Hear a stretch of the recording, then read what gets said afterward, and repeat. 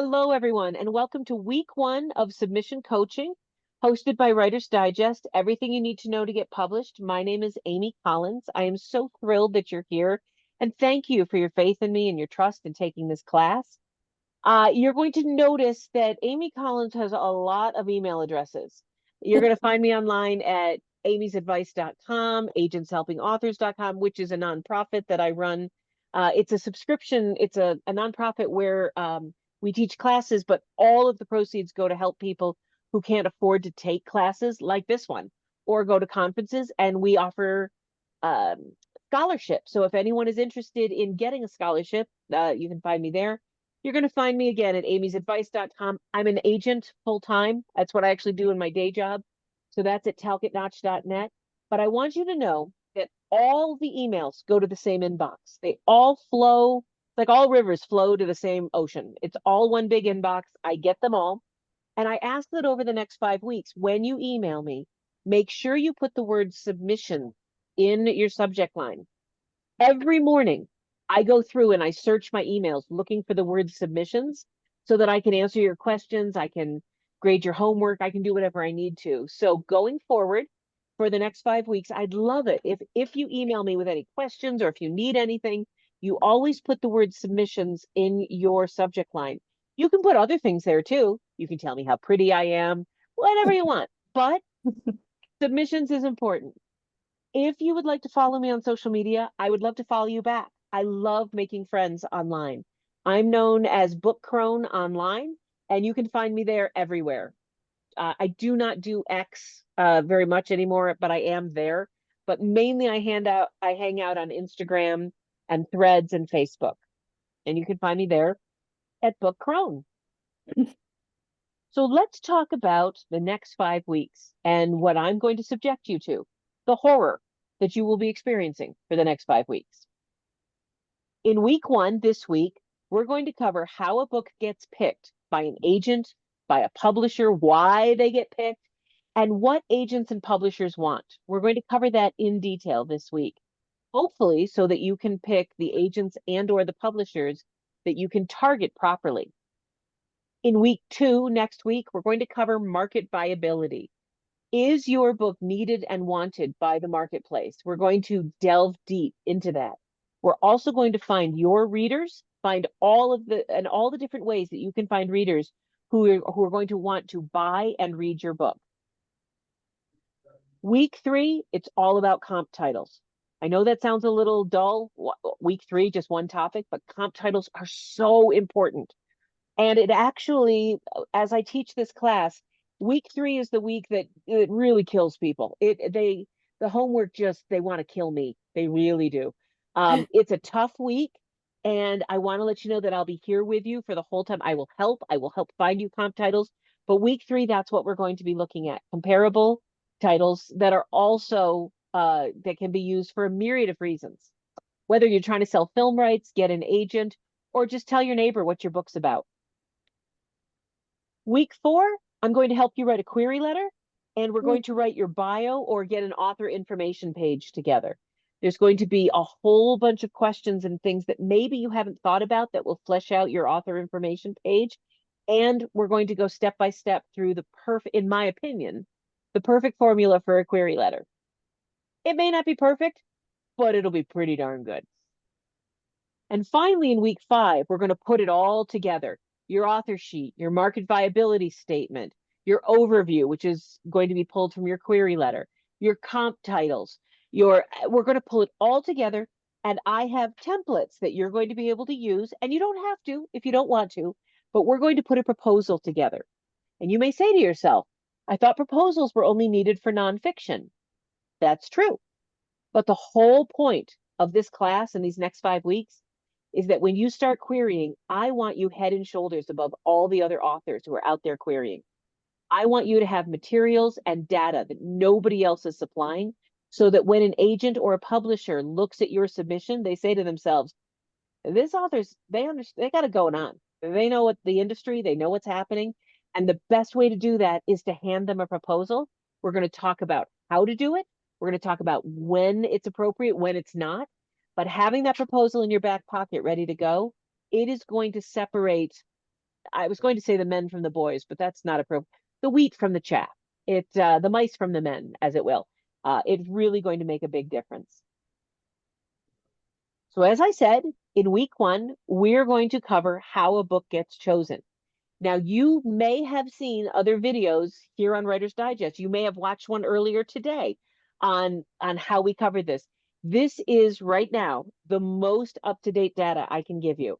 I teach these classes live every Thursday because, and I'm not exaggerating, every 2 months the industry changes, it feels like. So information that was very, very valid 3 months ago may not be valid anymore. And that is why I am walking you through this today. We're going to talk about how you can get your book from your computer into the hands of an agent or a publisher, or, gosh forbid, a reader. We're going to go over how a book gets picked, what publishers want, and the steps that you need to go through so that your book is picked by agents and publishers. That's what we're covering in the next few minutes. So how does a book get picked? One of the questions that I hear over and over again from authors is, well, why is that book? Why is Fourth Wing a big deal? It's awful. My book is better than Fourth Wing. How come Educated? Why is that memoir a big deal? My story is so much more compelling than the Educated book. Why their book and not yours? How does it all work? But it all comes down to the big question that when an author is saying to me, why are books picked? What they're actually asking is my book any good? Is my book going to be wanted? Is it worth it? Should I be doing this? So let's walk through how a book is picked, what the industry is looking for, and then you can answer that question for yourself. If your book is appropriate for the marketplace, you're going to know that pretty much by the end of week 2, but today's session is going to get you really far along that path. There are 6 or 7 steps between you and your computer and having your book sitting on the bedside table or on the Kindle of your reader. I always used to say a book is not actually published and sold until someone has walked into a bookstore or Amazon, bought the book, brought it home, spilled coffee on it, and lost the receipt. At that point, you are a very successful author. So let's talk about all of the awful, evil people that are between you and your reader. So there you are. You're the author. But there's an agent. You got to get an agent. And not always. Sometimes you can go directly to the publisher, the acquisition editor. But the author, the agent, then the agent has to pitch the acquisition editor. The acquisition editor has to go to the publisher. Don't worry, we're going to cover all these terms in the next few minutes. They actually have to present your book to an entire board of people, and that board has to agree that your book is something they want. Then your book has to be presented, and someone has to convince the sales team that your book is really worth them selling to the bookstores, to the libraries, getting a couple hundred or a couple thousand copies in the warehouses at Amazon. That's the sales team's job. And they do not do that unless the agent has convinced the editor that your book is fabulous. The editor has convinced Pubboard that your book is the absolute must-have for the season. Pubboard and the entire team will then convince the sales team, and it is their job to convince the bookstores. Once the bookstores stop, or the library, or Amazon, or Books A Million, or BarnesandNoble.com, I don't care. I'm agnostic. Bookshop.org, yes, please. Indies, love indies. Once it's there, then your book gets to the reader. That's a lot of steps. And this class, these next 5 weeks, is going to help you get from here to here. And that's what we're looking at. So let's talk about what all these folks want. Because successful authors are far more rare than talented authors. I know so many talented authors. I have read so many fantastic manuscripts. I've met authors that I like them so much, I'd ask them to be in my wedding. I adore them. But they're never going to be successful authors because even though their book is fabulous and they are very personable, they do not know, nor are they particularly interested in, the industry's wants and needs. They say to me, and to anyone else who will listen, I wrote a book. I just want to write my book. I don't care about the business side. Okay, your book is lovely. I hope the 9 people who read it will really love it. But if you want to be a successful author, not just a talented one, we need to focus on the industry. That's what this class is about. What does the industry want and need? Well, agents, you're gonna try and pitch an agent. Agents want to impress editors so that the editors take their calls, get excited about their pitches, buy projects from them. Basically, agents want to make money. I mean, I'm a lovely person and I donate hundreds of hours, thousands of hours a year to different organizations but the bottom line is, what do I want as an agent? I want a summer home in Barcelona. That's my goal. That's what I want. And I'm looking for authors and manuscripts that can help me get that summer home in Barcelona. So that's what agents want. They want money. What do editors want? They don't want to lose their job. They want to keep their job. They want to get promoted. They want Christmas bonuses. They too would very much like to make money. They got to pay, bills got to be paid, son. That's what editors want. Editors need to go to the publishing board. What does everyone on the publishing board want? And we're going to talk about who those people are. They want to choose successful books. They want to have a successful track record so that they can make monies for the owners. Most of the people on pub boards are directors. They're the director of sales, they're director of editorial or of production. They want bonuses. They want big fat paychecks at the end of the day. Do you guys sense a theme here? You following along with what the industry wants? You'll notice I'm not actually talking about anyone wanting a good book yet. And I'm sorry about that. We're going to get to that in a minute. Sales team, they work on commission. They make a base plus a commission and they get big bonuses. They want to make money. And they're going to pick the books that are going, and they're going to push the books that they think are going to help them make money. Bookstores, they have to pay their employees. They have to keep the lights on. They have to pay rent or their mortgage. They have to actually have a great deal of money to buy books so that they can sell them to their customers. They need to pick and choose the books that will make them the most, say it with me, folks, money. I know this sounds awful, but then we get to the readers, lovely readers. Readers are the only people in this entire equation that don't care about money. They want to be educated, inspired, entertained, nonfiction, memoir, fiction, children's books. Readers, they're not trying to make money. Okay, maybe a few of them buy books on how to invest or on Bitcoin but for the most part, readers are looking to be educated, inspired, or entertained. They are the one element of our entire industry that you can trust and you can focus on that is not trying to separate you from the almighty dollar. So what does it take to get through all of these folks and get to a yes so that your book ends up on the bookstore shelf?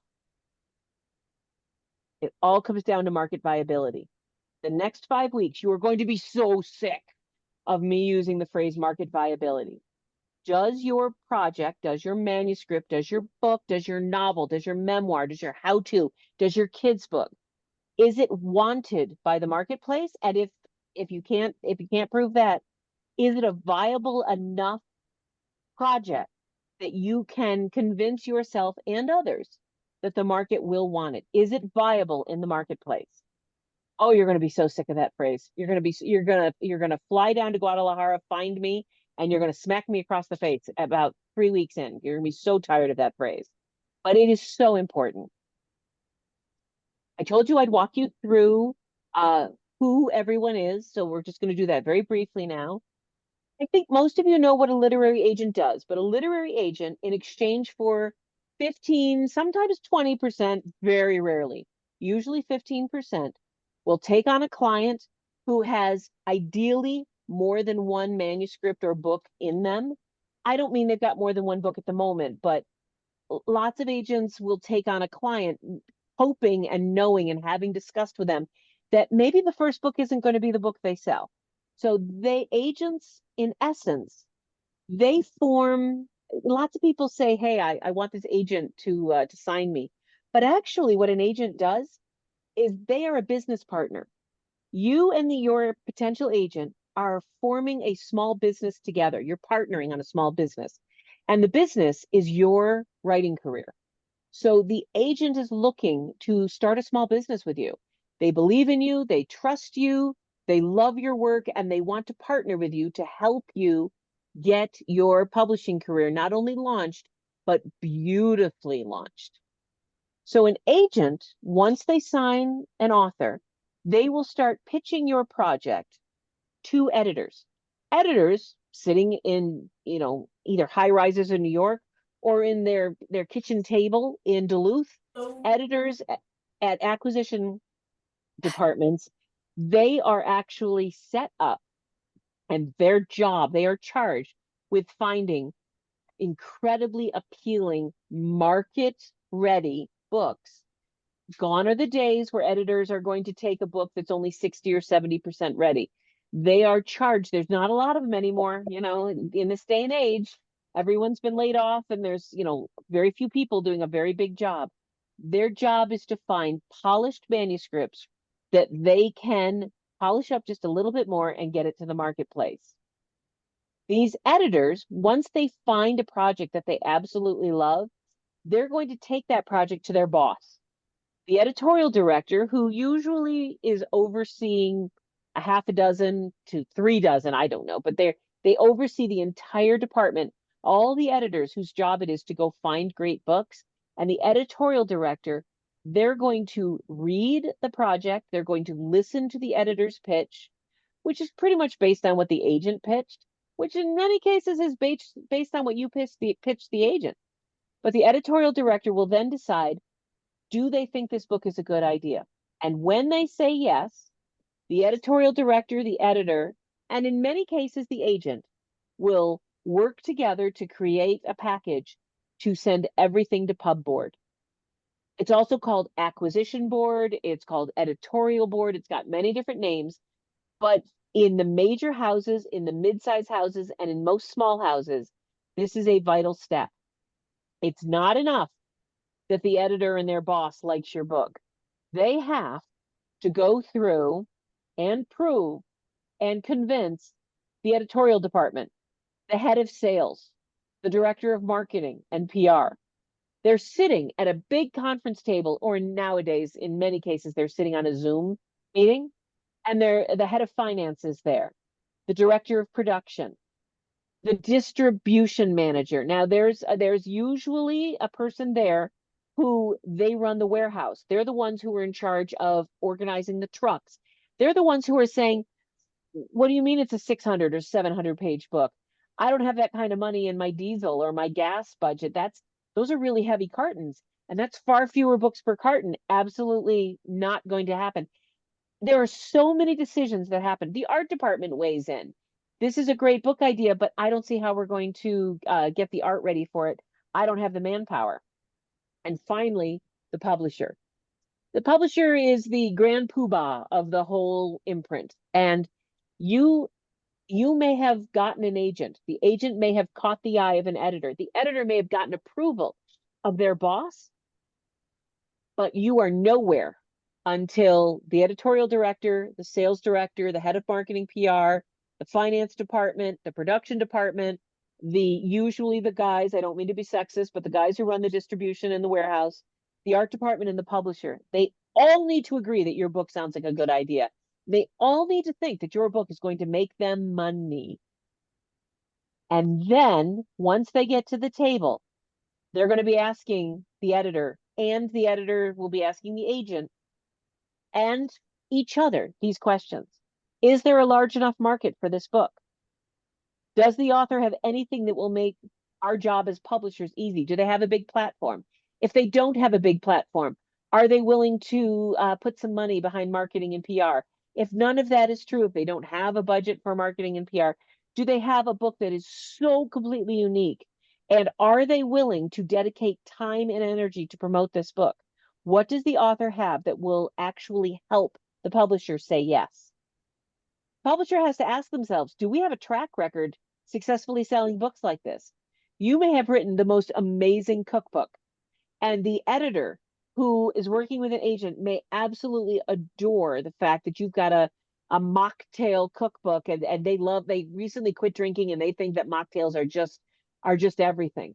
But if the publisher doesn't have a track record of selling cookbooks or cocktail books or mocktail books, your book may be absolutely pristine, perfect, but it's not a great fit for that publisher. You may get turned down simply because they don't know how to sell a book on how to make mocktails. They just don't have the market for it.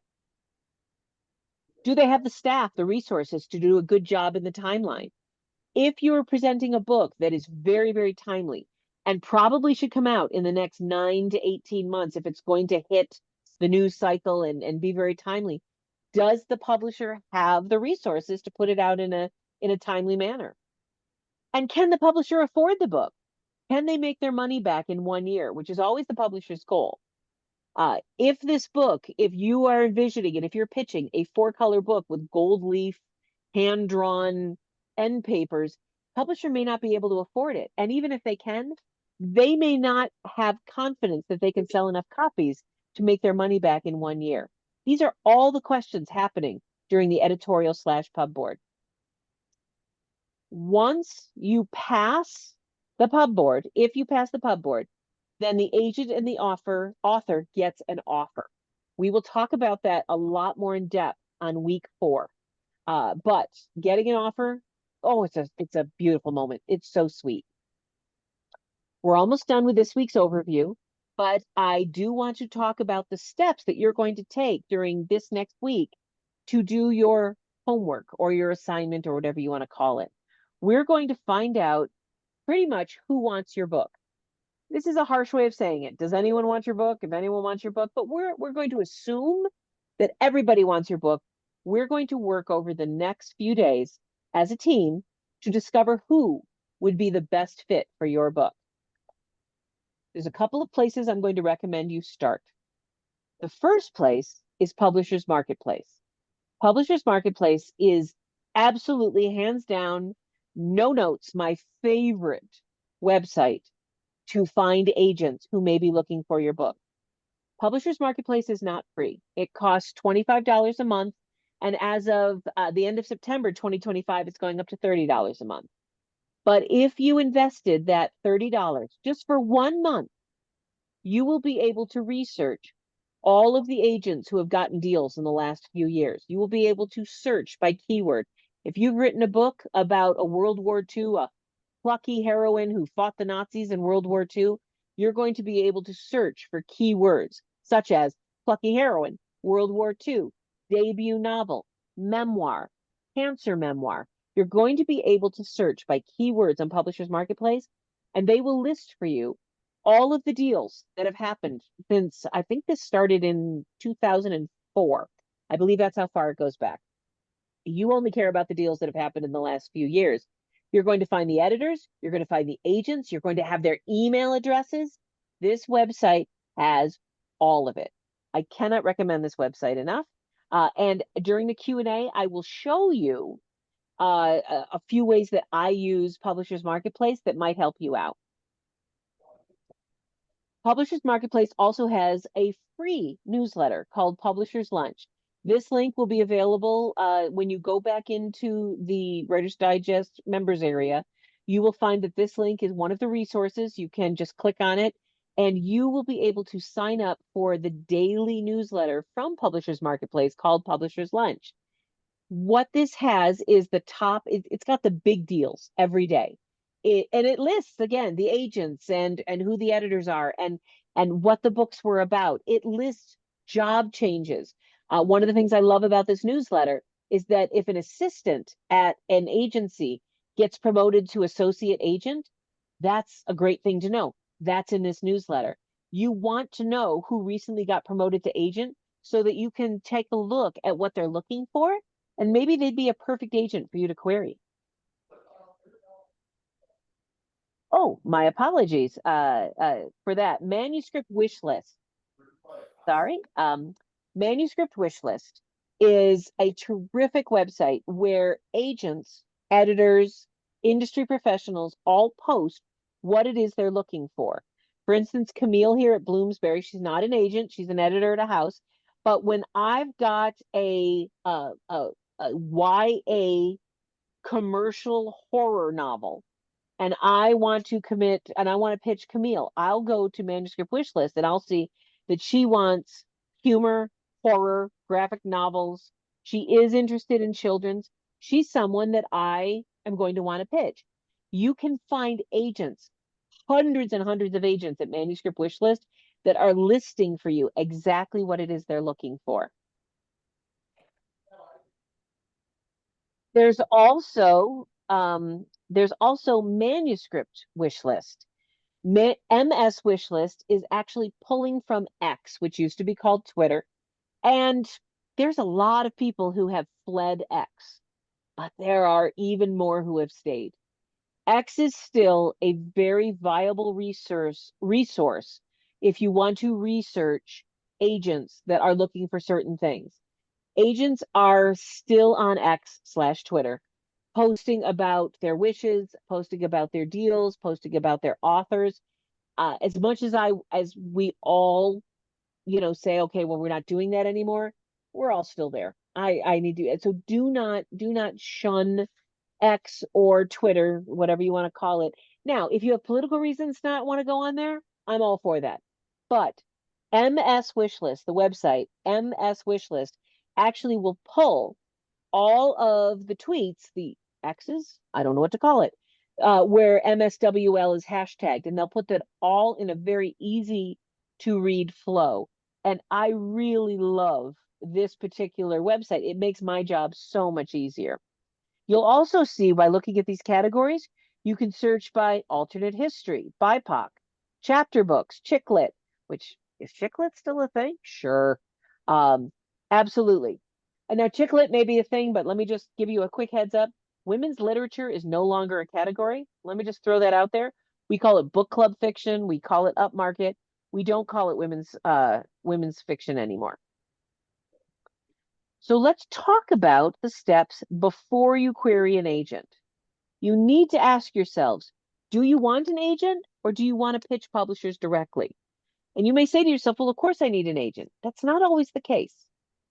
If you've written a book and it's the only book you plan on writing, it's it, especially if it's a memoir or nonfiction. But even if it's a novel, if you've written one book and that you've shot your shot and that's it, you might want to consider pitching publishers directly. There are over 100 publishers. A lot of them are university presses, which have trade divisions. A lot of them are smaller presses or mid-sized presses that have open submission times. And I have a list of it's 100 and more than 150 of them that I'm happy to supply. But you may want to pitch a publisher directly unless you're looking for a long-term author/writer career. If you hope to become a full-time author with many books behind you and in your satchel, then an agent is a very good idea. You're going to need someone who gets the industry and gets the business and can help you. But if you've written a book about, let's say a how-to book about how to invest in certain properties in Illinois, you might want to go to the University of Illinois and pitch them directly. We will talk about that in later weeks, but I need you as you're doing the assignment for week 1 to ask yourself, do I really need an agent? Do I want one? Or should I be pitching publishers directly? You will see in the Writer's Digest section what the homework assignments are for this week. It's pretty much a scavenger hunt.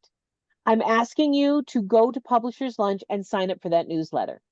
I'm asking you, for those of you who can, I understand there's a great deal of privilege in asking people to leave their home and go to bookstores or libraries. Not everyone can, but if you live near a bookstore and if you're able, I beg you, get out of your chair, get out from behind your desktop, your laptop, go to the bookstore and check out Manuscript Wishlist.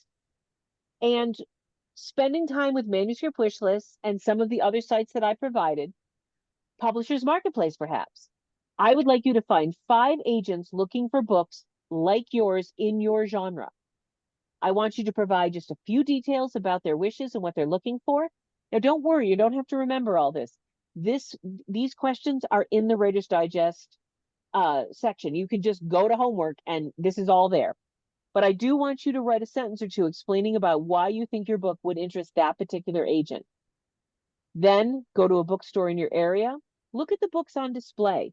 They don't all have to be in your genre, but it would be nice to find a couple that are similar enough to yours. 3 books that are similar in genre and theme to yours. I'm not looking for stories just like yours. If you wrote a book about a dachshund who plays basketball for the NBA, you're not going to, I mean, hopefully you won't find another book about a dachshund who plays basketball for the NBA, because that means we don't need your book. It already exists. But I'd like you to find books, perhaps a novel, or yes, it would definitely have to be fiction. Perhaps a novel that involves a dog, or that involves a character who overcomes great adversity. But find 3 books similar in genre and theme to yours, and write down where you see them. Are they on an end cap? Are they stuck in the shelves way in the back on the bottom shelf? Are they on a table? If you do not have a bookstore in your area, if you cannot get to a store, I get it. As I said, great deal of privilege in me asking you to go to a store. May I suggest you go to your local library? Because the libraries always have new this week, new this month, new in sections. Maybe talk to a librarian. Ask them what the big books are that they are seeing and that they display in your genre. And if you can't, no problem. Go online, and I ask you to stop at bookshop.org, indiebound.org, barnesandnoble.com, booksamillion.com, bam.com.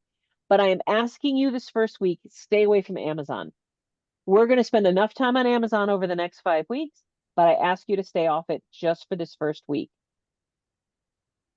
And finally, sign up for Publisher's Lunch. There's the link. I will be sending this to all of you. Check out the daily announcements. Consider signing up. That is between you and your God. I do not have an opinion. I love it, but that doesn't mean it's a perfect fit for everyone. All right. Thank you for letting me rattle at you like that. Hold on 1 second, folks.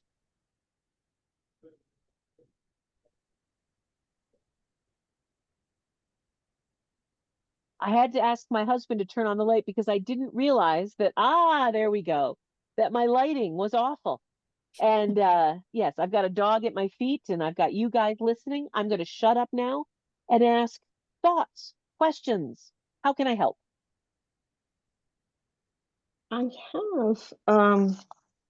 had listened to one of your on YouTube, one of your you're helping authors. They ask you questions. Well, that's on you then. Yeah, I'm sorry about that. And I had a question. Something came up, and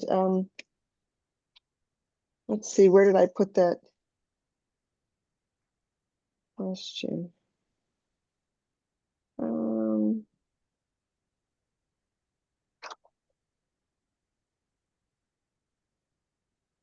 Oh, I thought I wrote it down in my notes. Apparently, it doesn't look like it. It was a term used that I never heard before. Something in pages. Tender in pages? Tender in pages. Tender. Could I have been talking about before I was married and I was on Tinder? I'm kidding. Tender in pages. And I'm so sorry. I don't know what. Now keep in mind, I drink heavily in the mornings. I maybe, uh, yeah, I don't know. It was someone had said that they had their book and they were presenting it to, they wanted to present it to an editor and had tender in pages in it. But this was from 2020, so it was a long time ago on your YouTube. So I okay. can't remember Monday, but sure. I'm so sorry. If you find that link, send it to me and I'm happy to watch it and answer your question. Okay. Sarah, Jennifer, Yeah, can I help? I'm sorry, by the way, my video isn't working. Otherwise, I would be on video. Sorry about that. I'm gonna try to fix that. Okay. But question about our manuscript that you want to see.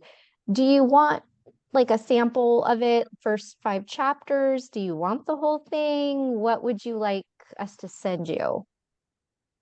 If you're comfortable, you don't know me, but I promise you I won't do anything with your book but read it. Mm, If you'd be willing to send me the whole thing, what I usually do is I do a deep read of the first 20 or so pages, okay. and then I skim my way through the rest of the book. I have to be honest, there's a lot of you in this class. I can't, Yeah. but thanks to my parents and their autism and my autism, I read so fast. I mean, I can plow through a book. I read a couple Okay. books. I read at least 5 books a week, and 3 or 4 for pleasure.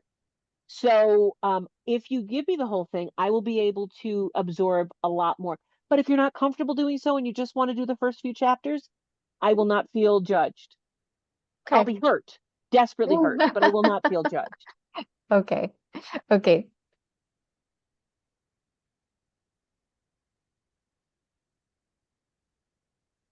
I have, I write in a few different genres. I have a meditation workbook that I'm working on for this class.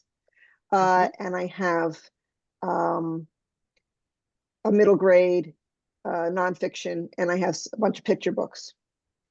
I possibly have another along the meditation workbook line in me, but I don't know just quite yet. Would you recommend shopping that one around to just editors right now? I was thinking Shambhala, Tuttle, but I also do.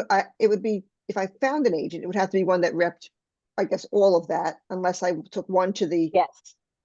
Red wheel canar. Now I don't know when you say meditation, that's a broad term. And until I'll be able to tell you more clearly when I've seen some of the stuff.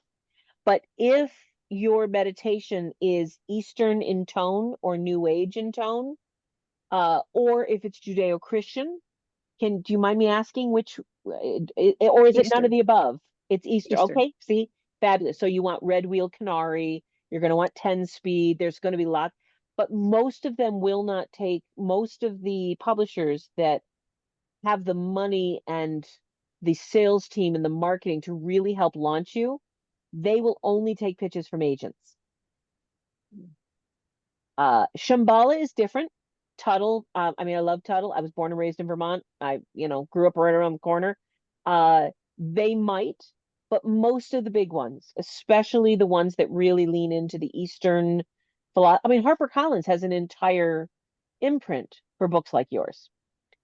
And when you say you have a meditation workbook, I'm guessing at that point it's a write-in book. It's the kind of, so there's no library market for it, and so an agent would really be able to help shape your career. This middle grade nonfiction, um, what's that about? What's that book? Oh, Johanna Van Gogh, Hmm. Joe Van Gogh's sister-in-law. Yep. So it's about her life and how we wouldn't know about Van Gogh unless if it wasn't for her. So, There's a novel that I represented, and it's now published called Van Gogh's Women. And it's Joanna's it's a very grown-up novel, but Joanna actually tells the story of all of the women in Van Gogh's life, his neglectful, abusive mother, emotionally distant mother, the lady of the evening who he ends up falling for, the woman who he feels sorry for with a kid, and it's all just so you know, that novel, you should totally check it out. It's by Donna Sumner. It's a great novel. Anyway, so your that novel should definitely go to Dover. And Allison's last name. Dover does not need an agent. You can pitch them directly. oh, They would love that book. I okay, will thank get you. you Allison's name. I'm so sorry. I don't remember her last name, but it's Alllyson. And for the life of me, I cannot remember her last name. I'm so sorry. That's okay. But as I said, I can't remember Monday. So I really think it is now I haven't read your stuff yet. I'm hoping you'll send it to me. Um, and a big theme you're going to hear from me in the next few weeks is don't let anyone tell you what to do with your book until they've read your book. Nobody gets a vote until they've read it. I don't care if they're an expert. But from what I'm hearing, I'm thinking an agent would be a good idea. Okay, thank you.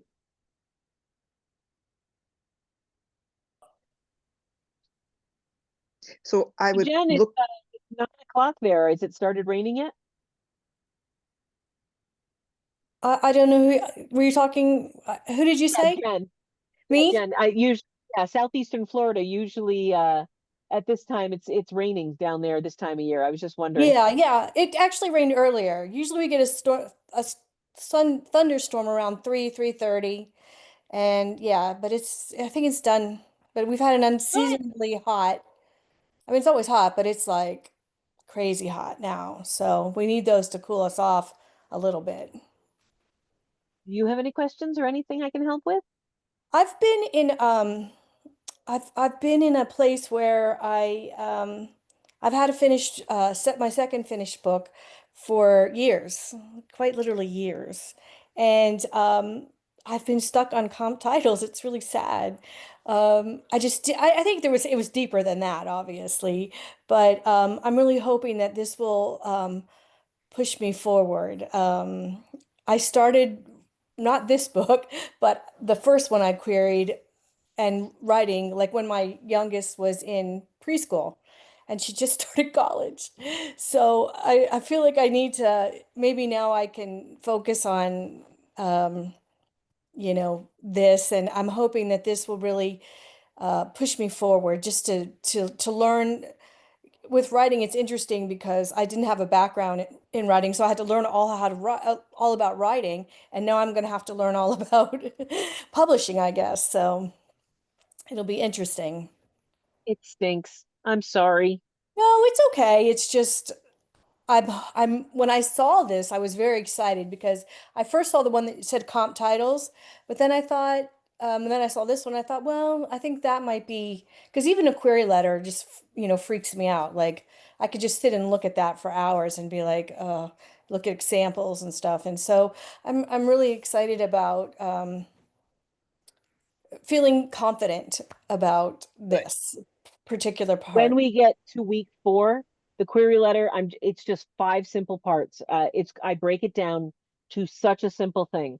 You connect with the agent, you tell the agent why you're writing. Here's a little bit about your book. Here's a little bit about me. This is why I think the book would be a good fit for you. And because of weeks 1, 2, and 3, you're going to know all that. Okay. We build on each week on the week before. This week, you know, does anyone want your book? Are there any agents who are looking for a book like yours? I That's know. week 1. You don't need to worry about comp titles. That's 2 weeks from now. You don't need to worry about your readers. You just right now, we're just focusing on, do any editors or agents, are they doing anything with any book that's similar in any way to yours? Okay. We'll get there. Okay, I'm looking forward to it. I'm looking forward to it, and I feel like I've finally taken a step that I'd been putting off for quite literally years. So it feels good.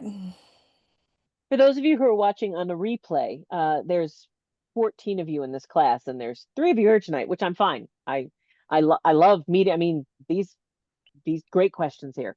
But if you have any questions for me this week, you are very welcome to email me at amy@agentshelpingauthors.com. If questions come up while you're watching this replay and you need my help doing your homework. That being said, other questions, other ways I can annoy you tonight. Yeah. Mhm.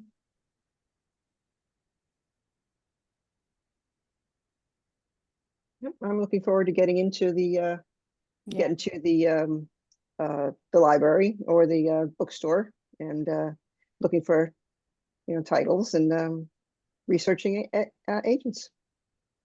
If Yeah, it's you would like exciting. to be a successful author, if you asked me 5 years ago, I would have told you that bookstores were dying and that libraries were over. Oh, I couldn't have been more wrong. Bookstores are roaring back. There's over 3,200 independent bookstores in the United States right now. That's Over 1,000 have sprung up 1,000 have sprung up since COVID. There were 2,400 in 2020, and there's 3,200 now. So okay, so I'm a music major and I kind of fudged the math. That's 800. I lied. There's 800 new bookstores since COVID. Um, libraries are still a very vital part of the community. And walking into a bookstore and a library at least once a month, that's our job in this industry, if you want to be part of it. Yeah. Amazon is great, but it doesn't, Amazon is exactly the same thing, is that if you want to be healthy and you never see the doctor, but you take vitamins every day, Amazon is vitamins. Not a bad idea. Totally a good idea, but not the whole picture. That's an analogy. I like that. I'm going to use that again.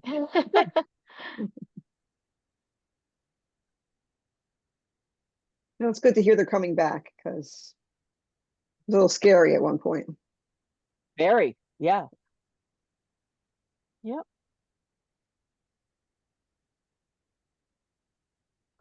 All right. I'm going to drop my email into the chat just so you have it. It's also on the, I think they've got the Amy at Talcott, A Collins at Talcott Notch on the Writer's Digest site. Again, these all go to the same inbox. I am happy to answer your questions this week. Please, if you would, by Monday dinner, I'm going to be looking at your assignments. If you cannot get them in by Monday at dinner, Writer's Digest says Sunday. I don't care. This is, I mean, we're working together. You know, just drop me an email and say, Amy, I need a few more days or a week. I have some people who were in the last class who are still getting me comp titles for week 3 from 2 months ago. I'm a casual chick, I promise. But if you want my feedback, I need it by Monday at dinner for this week, because I do that all. And then, does that make sense? We all good? Sounds good. Yep. I will see you guys same bat time, same bat channel right here next week. Sounds Yes. good. Appreciate Thank you. you. Yes. Thank So you. nice Thank to meet you. Send me your stuff and I'll read it before I see you next week. Okay. Okay, thank Sounds Thank good. you.